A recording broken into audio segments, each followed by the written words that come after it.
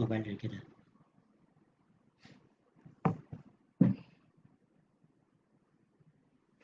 বিসমিল্লাহির রহমানির রহিম। আসসালামু আলাইকুম ওয়া রাহমাতুল্লাহি ওয়া বারাকাতুহু। অ্যাক্সেস টু ইনফরমেশন A2I এর কারিগরি সহায়তায় পলিটেকনিক ইনস্টিটিউটের diploma in engineering computer technology বিভাগের ফেসবুক লাইভ ক্লাসে ঘরে বসেই কারিগরি শিক্ষাঙ্গনে শিক্ষার্থীবৃন্দকে আমি স্বাগত জানাই। প্রিয় শিক্ষার্থীবৃন্দ, আশা করি তোমরা সকলেই ভালো আছো এবং সুস্থ আছো।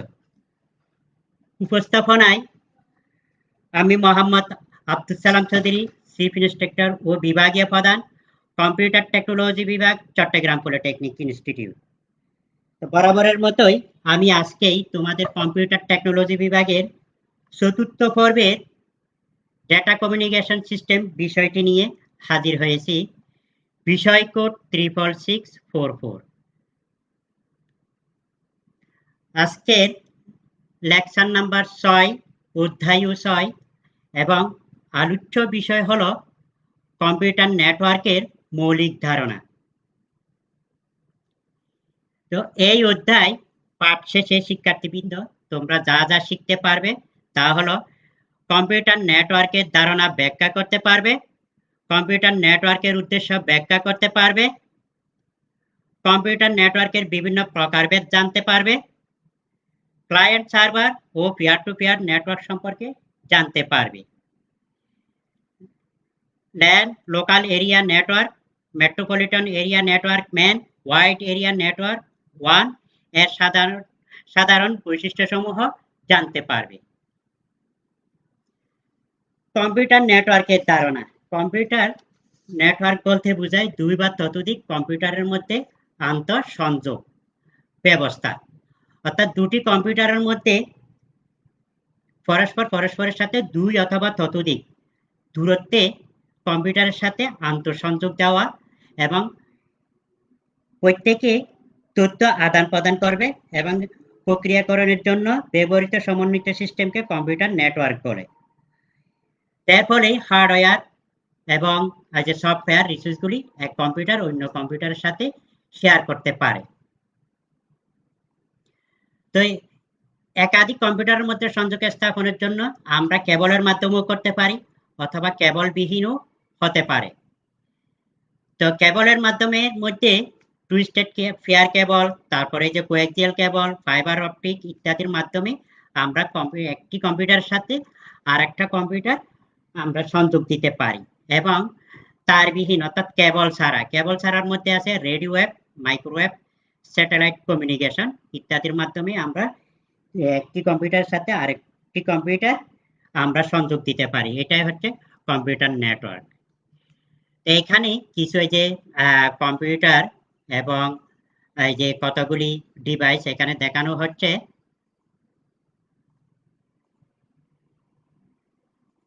এখানে এই যে একটা পিসি আছে, তারপর আছে এখানে আছে ব্রডব্যান্ড রাউটার আছে, তারপরে এই যে ডেস্কটপ সার্ভার আছে, তারপরে এখানে বিভিন্ন ডিভাইসগুলি আছে। এটা পরস্পরের সাথে সংযুক্ত অবস্থায় আছে কেবলের মাধ্যমে। নেক্সট, কম্পিউটার নেটওয়ার্কের সুবিধা, অবজেক্টস অফ কম্পিউটার নেটওয়ার্ক। তো কম্পিউটার নেটওয়ার্ক করা থাকলে বিভিন্ন সুযোগ সুবিধা পাওয়া যায় এবং কম্পিউটার নেটওয়ার্কের উদ্দেশ্যসমূহ।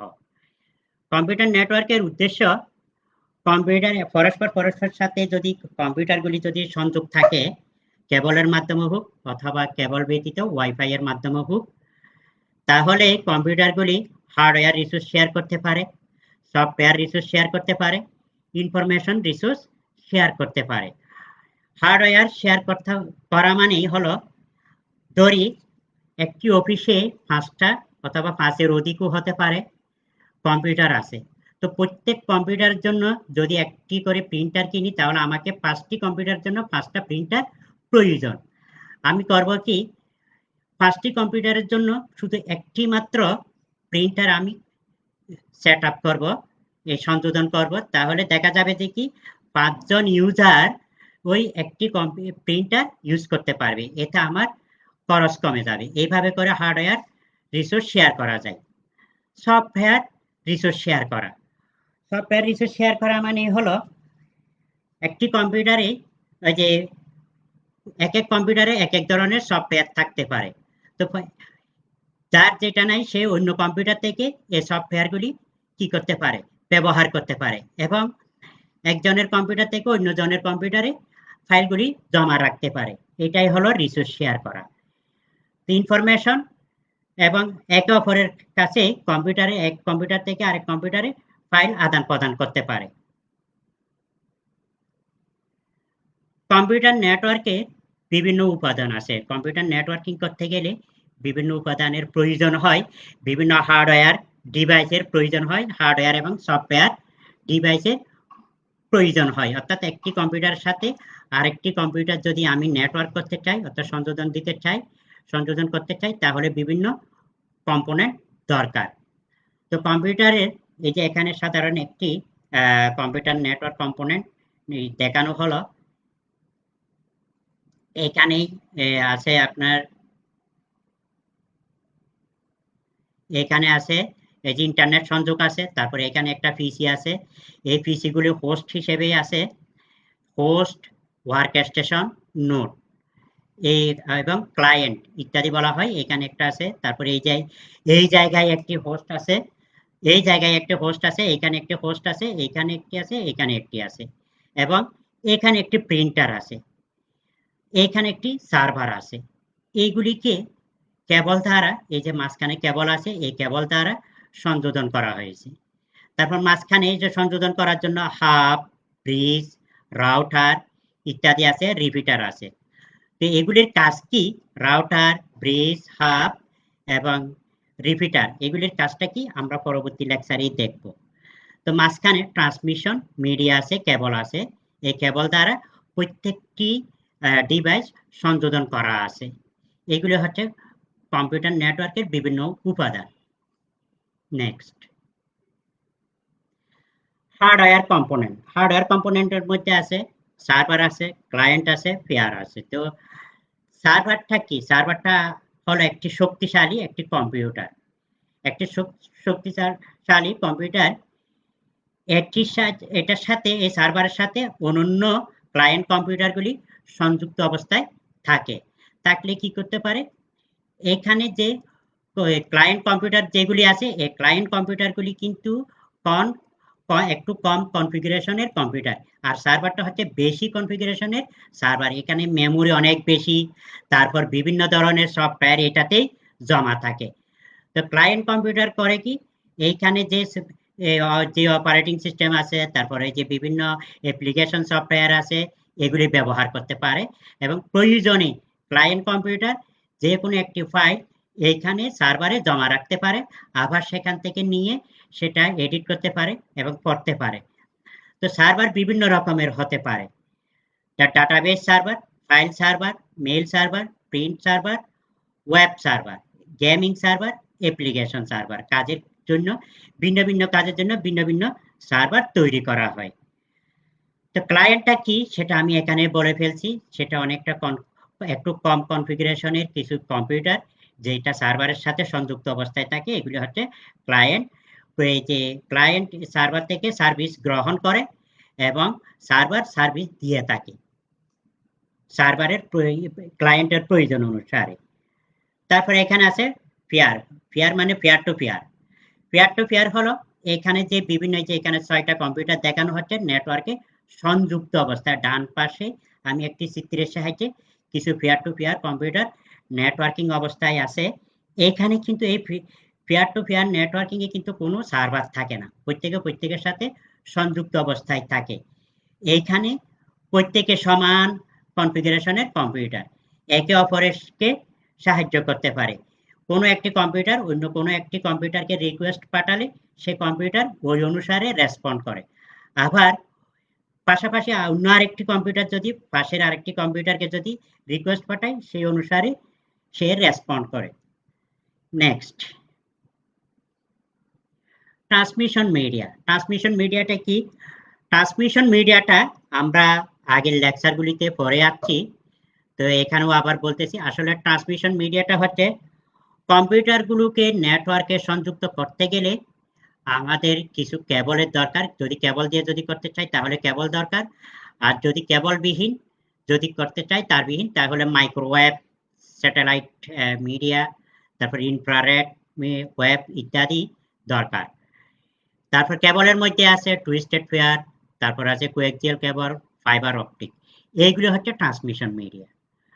সংযোগকারী ডিভাইস হলো এই যে বললাম router, bridge, hub, repeater, gateway, switch.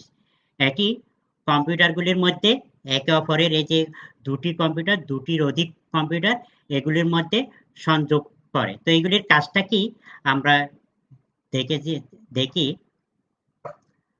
রিপিটারের কাজটা কি হলো, আমরা যখন এক জায়গা থেকে অন্য আরেকটি কম্পিউটারে যদি কোনো মেসেজ পাঠাই, মেসেজটি সিগন্যাল আকারে অথবা ইলেকট্রোম্যাগনেটিক ওয়েভ আকারে ট্রান্সমিট হতে থাকে।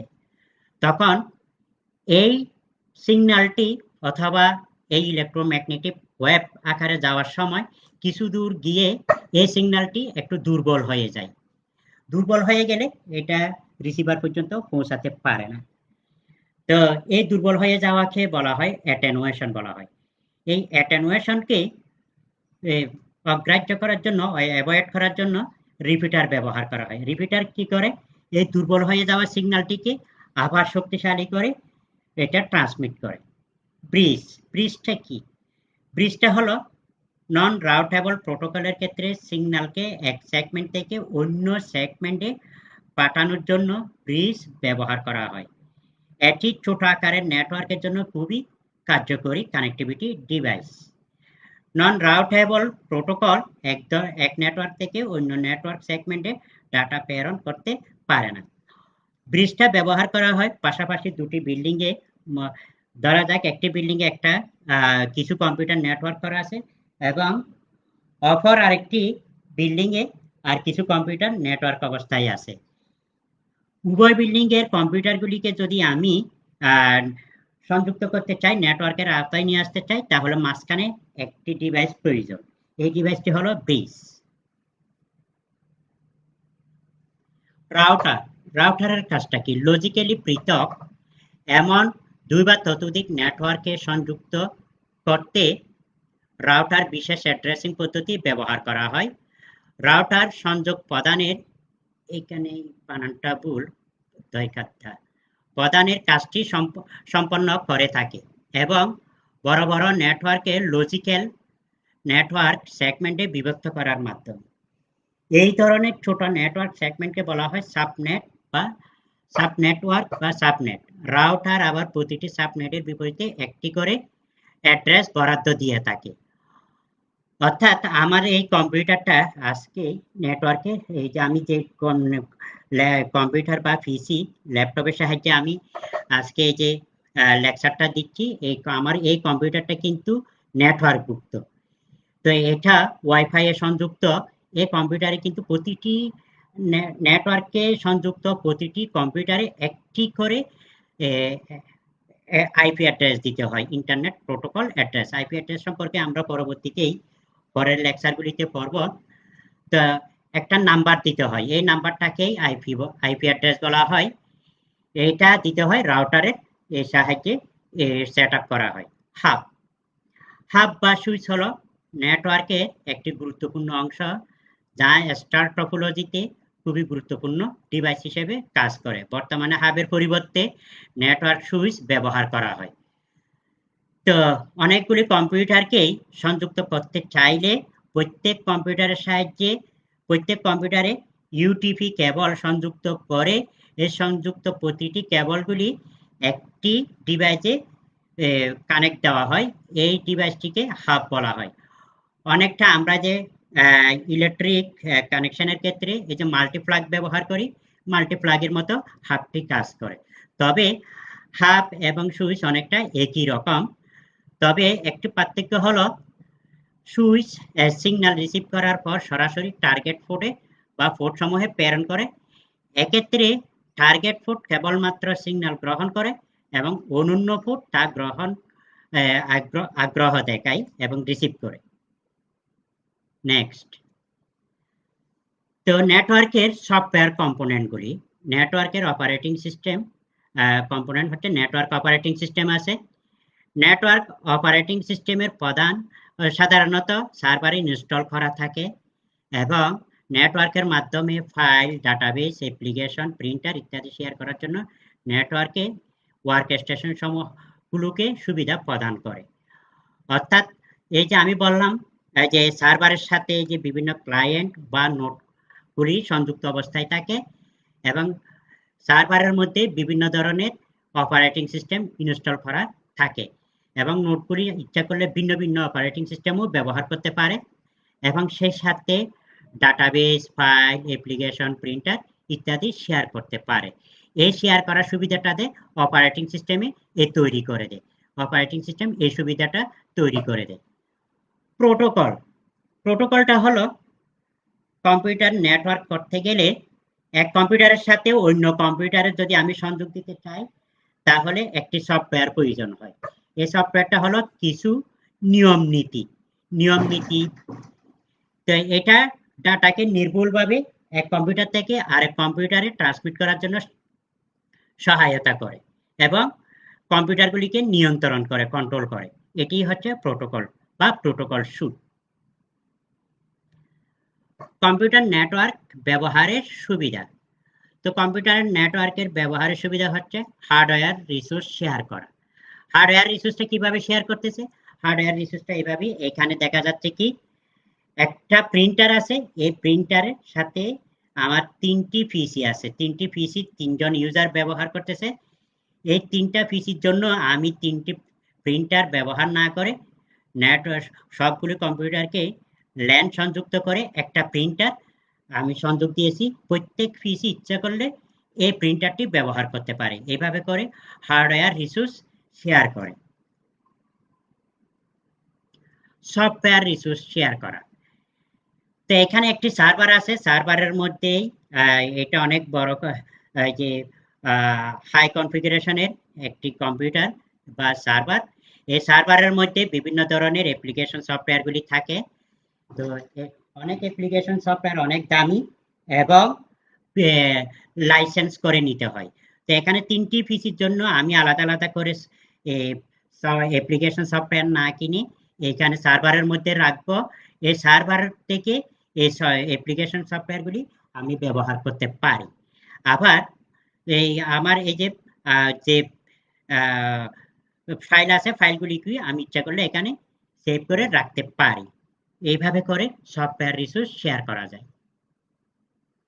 তথ্য সংরক্ষণ করা, তথ্য সংরক্ষণ করা বলতে এখানে একটা সেন্ট্রাল মেমোরি আছে সার্ভারের মধ্যে।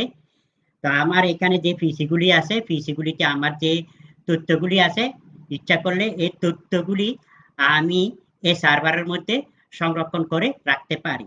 তাহলে আমার এইখানে যে কোনো একটি পিসি অথবা সবগুলো পিসি যদি নষ্ট হয়ে গেলেও আমি তথ্যগুলি এখান থেকে সার্ভার থেকে সেন্ট্রাল মেমোরি থেকে আমি আবার কি করতে পারি, সংগ্রহ করে নিতে পারি, রিট্রাইভ করতে পারি। এইভাবে করে আমার তথ্যগুলি সহজে সংরক্ষণ করে রাখতে পারি। এভাবে করে তথ্য সংরক্ষণ করে রাখা হয়। এটা হচ্ছে নেটওয়ার্কের একটি সুবিধা। বার্তা আদান প্রদান, এখানে দেখা যাচ্ছে কম্পিউটার, যে কম্পিউটারগুলি নিজেদের মধ্যে নেটওয়ার্কভুক্ত কম্পিউটারগুলি নিজেদের মধ্যে বার্তা আদান প্রদান করতে পারে সার্ভার এবং এই যে নোটগুলি আছে, নোটগুলির মধ্যে এই যে বার্তাটা তথ্য আদান প্রদান করতে পারে। এখানে বাইরের কেউ অ্যাক্সেস করতে পারে না এই তথ্যগুলি, ফলে গোপনীয়তাটাও অনেকটা রক্ষা হয়। এইভাবে করে বার্তা আদান প্রদান করা যায়। তথ্য সুরক্ষা, তথ্য সুরক্ষা বলতে এখানে কম্পিউটার যে নেটওয়ার্কভুক্ত কম্পিউটারগুলি আছে, যেমন ধরা যায় একটি ব্যাংকে কম্পিউটারগুলি তাদের এই যে নেটওয়ার্কভুক্ত অবস্থায় আছে, ব্যাংকের এই নেটওয়ার্কভুক্ত কম্পিউটারগুলি ইন্টারনেটে সংযুক্ত। তো ইচ্ছা করলে যে কোনো একজন ক্লায়েন্ট তার অ্যাকাউন্ট চেক করে নিতে পারে, অনুমোদিত, যাকেও যে ক্লায়েন্টকেও অনুমোদন দেওয়া হয়েছে, এখানে একজন ক্লায়েন্ট অনুমোদন দেওয়া আছে, অ্যাপ্রুভ করা, লগ ইন করে সে তার ব্যাংক অ্যাকাউন্টের চেক করে নিতে পারে অনলাইনের মাধ্যমে। এইভাবে করে ওই আবার যার অনুমোদন নাই সে কিন্তু ওই ব্যাংক অ্যাকাউন্টে ঢুকতে পারে না। এভাবে করে তথ্যটি সুরক্ষা করা হয়। এটা হচ্ছে কম্পিউটার নেটওয়ার্ক ব্যবহারের একটি সুবিধা। তারপর কম্পিউটার নেটওয়ার্কের প্রকারভেদ। কম্পিউটার নেটওয়ার্ক বিভিন্ন প্রকারের হয়ে থাকে। একটা আছে মালিকানার ভিত্তিতে, তারপর সার্ভিস প্রদান এবং নিয়ন্ত্রণের ভিত্তিতে, তারপর ভৌগোলিক অবস্থান বা দূরত্বের ভিত্তিতে কম্পিউটার নেটওয়ার্কে বিভিন্ন ভাগে ভাগ করা হয়েছে। তো মালিকানার ভিত্তিতে দুভাগে ভাগ করা হয়েছে। একটা হলো প্রাইভেট নেটওয়ার্ক, আরেকটা হলো পাবলিক নেটওয়ার্ক। সার্ভিস প্রদান এবং নিয়ন্ত্রণের ভিত্তিতে peer to peer network, client server, hybrid. তারপর ভৌগোলিক বিস্তৃতির উপর personal area network PAN, local area network LAN, তারপর metropolitan area network MAN, wide area network ওয়ান। এগুলি কি প্রত্যেকের বর্ণনা দেখি।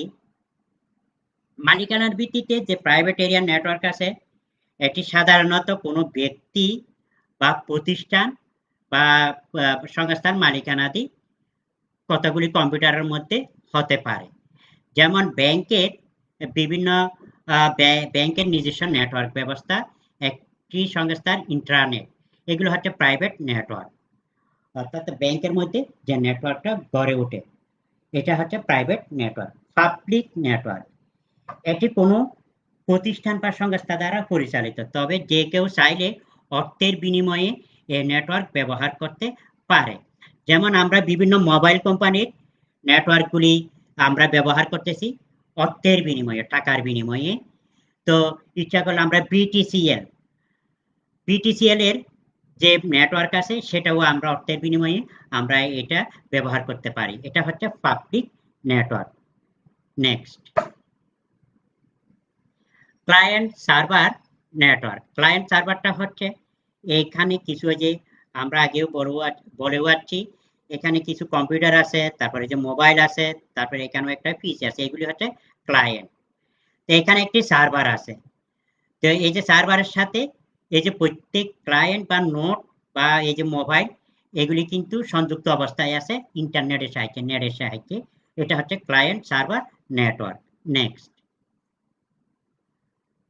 সার্ভারের সংখ্যা ও স্টোরেজ মিডিয়ার উপর ভিত্তি করে ক্লায়েন্ট সার্ভার নেটওয়ার্কে আবার দুভাগে ভাগ করা যায়। একটা হচ্ছে সেন্ট্রালাইজ নেটওয়ার্ক আর একটা হচ্ছে ডিস্ট্রিবিউটেড নেটওয়ার্ক। সেন্ট্রালাইজটা হচ্ছে এই যে এখানে আমি একটা চিত্রের সাহায্যে দেখাচ্ছি, এখানে একটি সার্ভার আছে, এই সার্ভারের সাথে বিভিন্ন ইউজার সংযুক্ত অবস্থায় আছে। এই সার্ভার এই ইউজারগুলিকে কন্ট্রোল করে, নিয়ন্ত্রণ করে, এবং বিভিন্ন ইউজার এই সার্ভার থেকে সার্ভিস গ্রহণ করে, হার্ডওয়্যার এবং সফটওয়্যার রিসোর্স শেয়ার করার মাধ্যমে এই সেন্ট্রালাইজ নেটওয়ার্কটা গড়ে উঠেছে। ডিস্ট্রিবিউটেড বলতেই বিভিন্ন জায়গায় ছোট ছোট ওই যে সার্ভার এবং ওই সার্ভারের সাথে বিভিন্ন যে ইউজার সংযুক্ত অবস্থায় থাকে, আবার প্রত্যেক সার্ভারের সাথেও এই কম্পিউটারগুলি সংযুক্ত অবস্থায় থাকে। এটা হলো distributed network. Next, peer to peer network. এখানে পেয়ার টু পেয়ার নেটওয়ার্কে কোনো সার্ভার থাকবে না। প্রতিটি কম্পিউটার সমান শক্তিশালী, তো একে অপরের কাছে রিকোয়েস্ট পাঠায়, এবং যেমন এখান থেকে যে কম্পিউটার যে পিসিটা আছে, এই পিসি এই দিকে যে পিসি আছে এই পিসিকে কোনো একটা সার্ভিসের জন্য রিকোয়েস্ট পাঠাতে পারে, আবার এই পিসি ওই রিকোয়েস্ট অনুসারে ওই সার্ভিসটি প্রদান করে। আবার পাশাপাশি এই পিসিটিও এই পিসির কাছে কোনো একটা রিকোয়েস্ট পাঠাতে পারে, সেই অনুসারে এই পিসিটি প্রথম এই পিসিটি এইটার রিকোয়েস্ট অনুসারে সার্ভিসটি প্রদান করে। এইভাবে করে পেয়ার টু পেয়ার নেটওয়ার্কে কাজ করা হয়। এখানে কোনো থাকবে না, সার্ভার থাকবে না, প্রত্যেকে শক্তিশালী। ক্লায়েন্ট সার্ভার এবং পেয়ার টু পেয়ার নেটওয়ার্কের মধ্যে পার্থক্যটা কি? ক্লায়েন্ট সার্ভার নেটওয়ার্ক, ক্লায়েন্ট এবং সার্ভারের মধ্যে পার্থক্য আছে। এখানে কিন্তু ক্লায়েন্ট সার্ভার এখানে অথবা সার্ভার বেস, এখানে কিন্তু সার্ভারটি শক্তিশালী, ক্লায়েন্টগুলি কিন্তু কম শক্তিশালী। আর পেয়ার টু পেয়ারতে প্রত্যেকে সমান কনফিগারেশনের কম্পিউটার। ক্লায়েন্ট সার্ভার নেটওয়ার্ক তথ্য শেয়ারের দিকে ফোকাস করে, এখানে তথ্য শেয়ার করা, আদান প্রদান, আর এখানে কানেক্টিভিটি ঠিক আছে কিনা, প্রত্যেকের সাথে কানেক্টিভিটি ঠিক আছে কিনা এটা দেখানো হয়। তারপর ক্লায়েন্ট সার্ভারে সেন্ট্রালাইজ সার্ভারটি ডাটা স্টোরে ব্যবহৃত হয়। এখানে শুধুমাত্র সার্ভারে ডাটা স্টোর করা হয়, এখানে কিন্তু প্রত্যেকের মেমোরিতে ডাটা স্টোর করা হয়। ক্লায়েন্ট সার্ভার রিকোয়েস্ট এবং করা সেবাগুলো রেসপন্ড করে। এখানে ক্লায়েন্ট এই যে সার্ভার বেসে ক্লায়েন্ট যে রিকোয়েস্টগুলি পাঠায় সেই রিকোয়েস্টটা রেসপন্ড করে সার্ভিসটি প্রদান করে। পিয়ার টু পিয়ারটি উভয়কে সার্ভিস প্রদান করে এবং আদান প্রদান করে। তারপরে এই যে এখানে কিন্তু সার্ভার বেসে একটু খরচ বেশি, এখানে কিন্তু একটু কম, আবার এখানে বিশ্বস্ততা বেশি, রিলায়েবিলিটি বেশি, এখানে রিলায়েবিলিটি একটু কম। Next, hybrid network. হাইব্রিড নেটওয়ার্কটা হচ্ছে এই যে বিভিন্ন, এখানে যেমন একটি স্টার নেটওয়ার্ক আছে, স্টার, আবার এখানে আছে একটি রিং নেটওয়ার্ক আছে, এখানে বাস নেটওয়ার্ক আছে, প্রত্যেকের সাথে সংযুক্ত এবং সংযুক্ত হয়ে একে অপরের সাথে তথ্য বিনিময় করতে পারে, হার্ডওয়্যার রিসোর্স শেয়ার করতে পারে, এইভাবে করে, এবং নিজেদের মধ্যে গ্রুপ তৈরি করতে পারে, এইভাবে করে হাইব্রিড নেটওয়ার্ক গড়ে ওঠে। নেক্সট, হাইব্রিড নেটওয়ার্কের সুবিধাটা কি? এখানে ক্লায়েন্ট সার্ভার অ্যাপ্লিকেশনটি এখনো কেন্দ্রীভূত অবস্থিত এবং পরিচালিত। ব্যবহারকারীরা তাদের কম্পিউটারের রিসোর্স লোকাল অ্যাক্সেস নির্ধারণ করতে পারে। ওয়ার্ক গ্রুপ নেটওয়ার্ক অ্যাডমিনিস্ট্রেটর এর সহায়তা ছাড়াই রিসোর্স সমূহ পরিচালনা করতে পারে। অসুবিধা, ব্যবহারকারীর একাধিক পাসওয়ার্ড মনে রাখা প্রয়োজন হতে পারে, ফাইলগুলি ডুপ্লিকেট করা যায়, কম্পিউটারগুলোর মধ্যে শেয়ার করা ফোল্ডার এবং সার্ভারের ফাইলগুলি ওভাররাইডের পরিবর্তন করা যায়। ওয়ার্ক স্টেশনে সংরক্ষিত ফাইলগুলি ব্যাকআপ থাকে না। নেক্সট,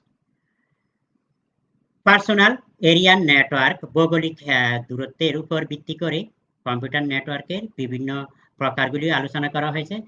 পার্সোনাল এরিয়া নেটওয়ার্ক বিশেষ করে আমরা যে কেবলের সাহায্যে এক কম্পিউটারের সাথে আরেক কম্পিউটারের হতে পারে, অথবা কোনো একটা ডাটা কেবল দিয়ে আমরা মোবাইলের সাথে কম্পিউটারের আমরা কানেকশন দিতে পারি, করে মোবাইল থেকে ডাটা শেয়ার করতে পারি এবং কম্পিউটার থেকেও ডাটা নিতে পারি, অথবা ব্লুটুথের সাহায্যে এক মোবাইল থেকে আরেক মোবাইল, শেয়ারিংয়ের সাহায্যেও এক মোবাইল থেকে আরেক মোবাইল, অথবা এক কম্পিউটার থেকে আরেক কম্পিউটার আমরা করতে পারি।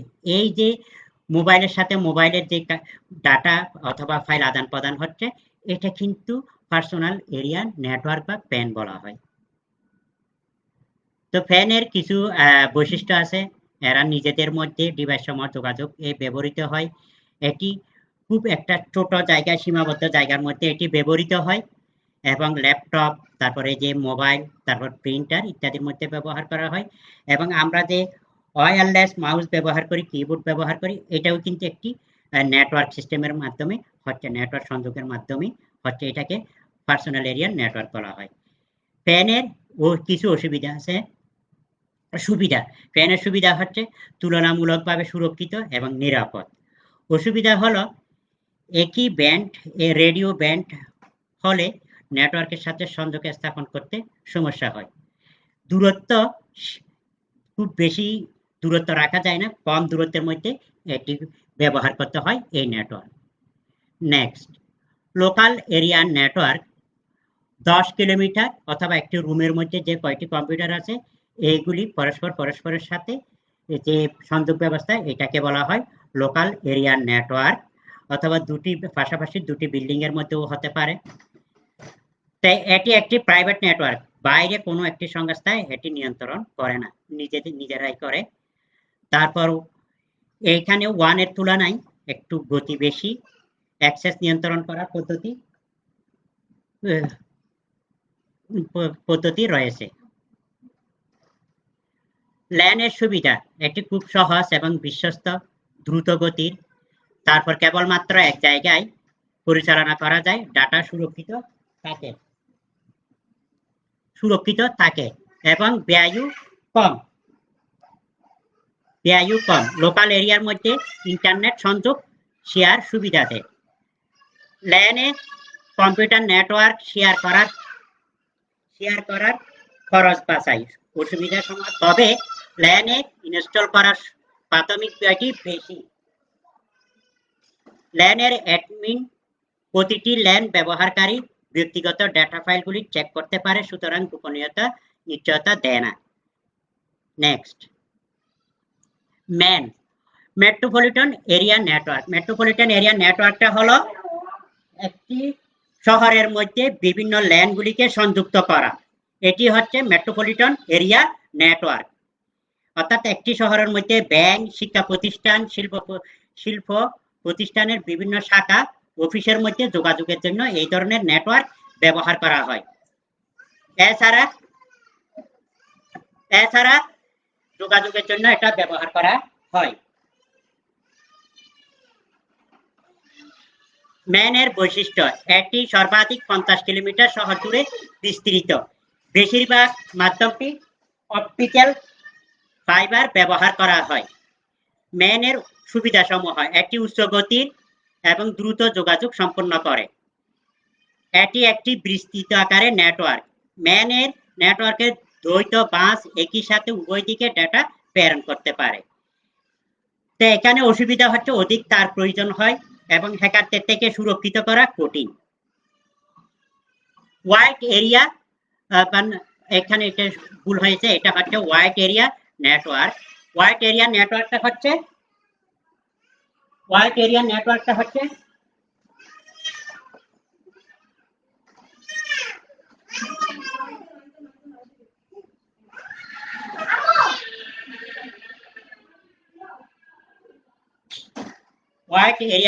হবে, এখানে ভুল আছে। এটা ওয়াইড এরিয়ার পূর্ণরূপ, যে কম্পিউটার নেটওয়ার্ক অনেক বড় ভৌগোলিক বিস্তৃত দূরে থাকে তাকে ওয়াইড এরিয়া নেটওয়ার্ক বলে। তো এখানে বিভিন্ন হয়তো দেশে, এক দেশের সাথে আরেক দেশেরও হচ্ছে কম্পিউটারগুলি সংযোগ ব্যবস্থা হতে পারে। এখানে বিশেষ করে মাইক্রোওয়েভ, তারপর স্যাটেলাইট ইত্যাদি ব্যবহার করা হয়। Client server network. Client server নেটওয়ার্কটা হচ্ছে এখানে কিছু কম্পিউটার আছে এবং আমার এই যে মোবাইলও হতে পারে, এটার সাথে একটা সার্ভার সংযুক্ত থাকবে। এটাই হলো যে ক্লায়েন্ট সার্ভার, অর্থাৎ এখানে সার্ভার থাকবে এগুলির সাথে। তো এখানে ডাটাগুলি অনেক সুরক্ষিত থাকে এবং ডাটার নিরাপত্তা প্রদান, রিসোর্স প্রিন্টার শেয়ার করা যায় দূরবর্তী যে কোনো জায়গায়। এটা ক্লায়েন্ট সার্ভারের কাজ। Peer to peer network. তাই এখানে আমি পেয়ার টু পেয়ার নেটওয়ার্ক সম্পর্কে আগেও বলে আসছি। এখানে প্রতিটি কম্পিউটার একই কনফিগারেশনের থাকে এবং শক্তি একই সমমানের থাকে। এই নেটওয়ার্কের সুবিধা হলো এখানে সেট আপ করা খুব সহজ এবং খরচও কম। ব্যবহারকারী যে কোনো রিসোর্স শেয়ার করতে পারে। অসুবিধা, এর নিরাপত্তা ব্যবস্থা খুবই দুর্বল। এই নেটওয়ার্কে কেন্দ্রীয় অসুবিধাটা কি, এর নিরাপত্তা ব্যবস্থা খুবই দুর্বল। এই নেটওয়ার্কে কেন্দ্রীয়ভাবে নিয়ন্ত্রণের কোনো ব্যবস্থা নাই। একাধিক নেটওয়ার্কে সংযোগ দেওয়া অসুবিধা এই পেয়ার টু পেয়ার নেটওয়ার্কে। তো আজকে এই বলেই এইটুকু রাখতে চাই। এই বলেই আমি এখানে আমার লেকচার শেষ করতে চাই। তো আজকের লেকচার অর্থাৎ ক্লাসটা নিয়ে যদি তোমাদের কোনো প্রশ্ন থাকে তাহলে শিক্ষার্থীবৃন্দ আমাদের Facebook page skills portal Bangladesh, এই পেজে তোমরা যদি তোমাদের প্রশ্নগুলি করো আমি উত্তর দিয়ে থাকবো। তো সবাইকে শুভেচ্ছা এবং সবার সুস্থতা কামনা করে এখানে শেষ করতে চাই। আল্লাহ হাফেজ। আসসালামু আলাইকুম ওয়া রাহমাতুল্লাহি ওয়া বারাকাতুহু।